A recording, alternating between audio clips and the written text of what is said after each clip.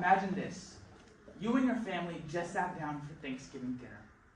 Everything around you is perfect. The table is set, the yams are ready, and the turkey is made. However, something is very clearly wrong. The turkey sitting in front of you today, arguably the most important part of Thanksgiving, is not actually turkey at all. It is an artificial interpretation of what turkey should smell, feel, and taste like. However, this is not just a random scenario.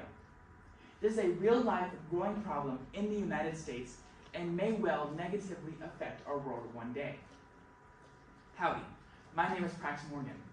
I'm 16 years old and a 5th generation Texan as well as rancher. As a rancher, I manage the day-to-day cattle operations as well as learn more about livestock and meat overall every single day. Today, I will be talking about the pitfalls of genetically modified meat. I will also be using the acronym SAFE to guide the listener through the points of why we should not be using this cell-cultured meat to feed our families. That brings me to my first point, bringing S for sustainability. We all know for human society to thrive, they must be sustainable.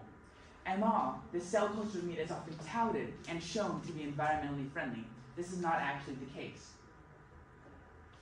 This cell-cultured meat often takes up more significant resources than its animal-based counterparts in water and energy usage, as well as the carbon footprint may not be as low as advertised. Furthermore, the trucks that bring the ingredients across the country and travel thousands of miles to make, manufacture, and distribute this cell-cultured meat releases a toxic gas into the air. A quote said by ucdavis.edu says, "The study found that the global warming potential of using these purified media is 4 to 25 times greater than the average for retail beef." So, if we start the transition in using this cell-cultured meat, I guarantee you that we will not be safe. That brings me to my second point, authenticity. That's what stands for A.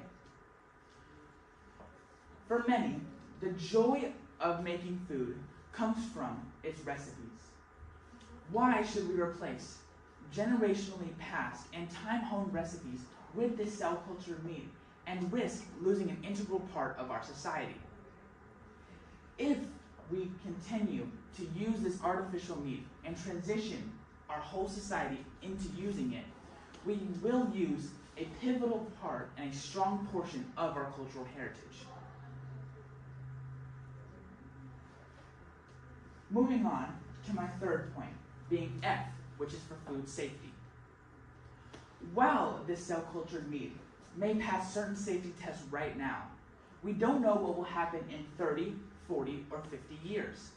These include having our immunity system be compromised, an increased risk of allergic reactions as we don't know exactly what would happen, increased cancer risk, antibiotic resistance, and maybe even other diseases.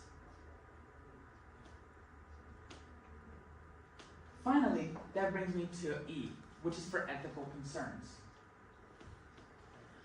The making of this cell-cultured meat often uses the patenting of life forms, which questions who has the ownership of it. It also brings other risks, including many job losses, stock market distribution, as well as disruption, and finally, could bring an imbalance to our ecosystem as a whole.